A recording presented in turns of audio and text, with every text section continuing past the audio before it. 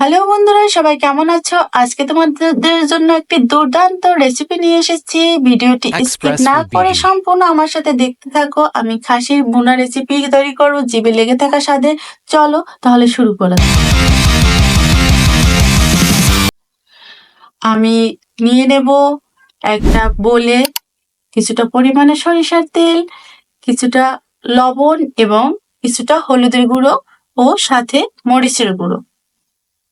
আমি এক এক করে সবগুলো উপকরণ আমি দিয়ে দিয়েছি।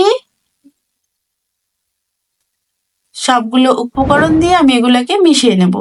মিশিয়ে নিয়ে আমি এর ভিতরে দিয়ে দিলাম পেঁয়াজ বাটা, আদা বাটা এবং রসুন বাটা।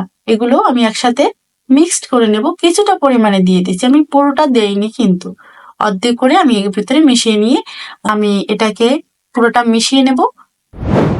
আমি মিশিয়ে নিয়ে এর ভিতরে দিয়ে দিলাম টক দই। টক দইটা দিয়ে এর ভিতরে আমি কিছু দিয়ে দিলাম চুই ঝাল এবং খাসি। এগুলোকে আমি এখন সব মাখিয়ে নিলাম। এরপরে আমি একটা কড়াইতে কিছু মশলা ভেজে নিলাম।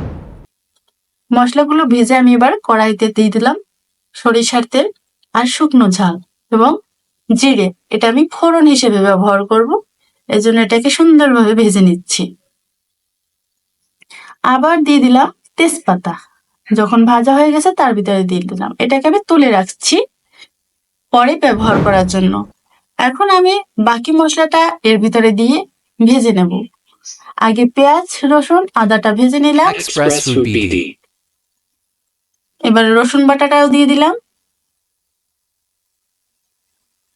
সবগুলো আমি লালচে করে ভেজে নিয়েছি। এরপরে দিয়ে দিলাম টমেটো আর আরো কিছুটা পরিমাণে টক দই।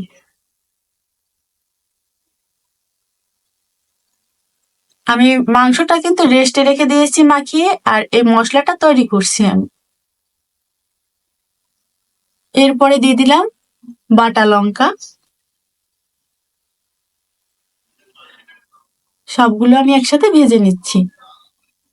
দেখো বন্ধুরা, আমার মশলা ভাজাটা শেষ। এরপর হালকা একটু জল দিয়ে এটাকে আমি নরম করে নিলাম। এরপরে আমি রেস্টে রাখা মাংসটা এর ভিতরে দিয়ে দিছি। এখন এটাকে আমি এর সাথে কষিয়ে নেব। অল্প অল্প করে, অল্প আছে হালকা ঢেকে ঢেকে আমি এটাকে কষিয়ে নিচ্ছি। বন্ধুরা, এই শর্টকাট রান্না এবং অল্প মশলা দিয়ে তৈরি রান্নার রেসিপিগুলো তোমাদের কেমন লেগে থাকে অবশ্যই অবশ্যই কমেন্ট করে জানাবে। ভিডিওটি স্কিপ না করে সম্পূর্ণ দেখে একটা লাইক কমেন্ট করতে কেউ ভুলো না যেন। দেখো মাংসটা আমার কষানো প্রায় শেষ হয়ে এসছে। এরপরে আমি দিয়ে দিলাম সামান্য গরম করে রাখা জল। পরিমাণ মতো জল আমি ব্যবহার করছি। মাংসটা পুরো রান্না হওয়ার জন্য যতটা জল প্রয়োজন আমি পুরোটাই একবারে দিয়ে দিলাম, আর বাকি আবার লাগলে দেওয়া যাবে। এখন আমার যেটুকু প্রয়োজন দিয়ে দিলাম। এরপরে আমি বেটে রাখা মশলাগুলো, জিরে, দারচিনি, এলাচি, এগুলো আমি ভেজে রেখেছিলাম, ওটা বেটে পেস্ট করে আমি এর ভিতরে দিয়ে দিলাম। আর কিছুটা পরিমাণে কাঁচা জিরের গুঁড়ো এর ভিতরে দিয়ে দিলাম। বন্ধুরা, আমার এই শর্টকাট রান্না কেমন লেগেছে অবশ্যই অবশ্যই কমেন্ট করে জানাবে। যারা একদমই নতুন আমার চ্যানেলে, অবশ্যই তোমরা চ্যানেলটিকে সাবস্ক্রাইব করতে ভুলবে না। সাবস্ক্রাইব করে পাশে থাকা বেল আইকন অন করে রেখে অল দিয়ে রাখো, যাতে সবার প্রথমে তোমার কাছে আমার এই শর্টকাট রান্নাগুলো পৌঁছে যায়। আমি ভেজে রাখা মশলাটা ফোড়নটা দিয়ে দিলাম। দেখো আমার রান্না শেষ। কেমন লাগলো অবশ্যই অবশ্যই কমেন্ট করে জানাবে। তো নিয়ে আসছি পরবর্তী কোনো ভিডিও। ততক্ষণ তোমরা সবাই ভালো থেকো, সুস্থ থেকো, সুন্দর থেকো। পরবর্তী ভিডিওর জন্য অপেক্ষা করো। ধন্যবাদ সবাইকে, নমস্কার। Express Food BD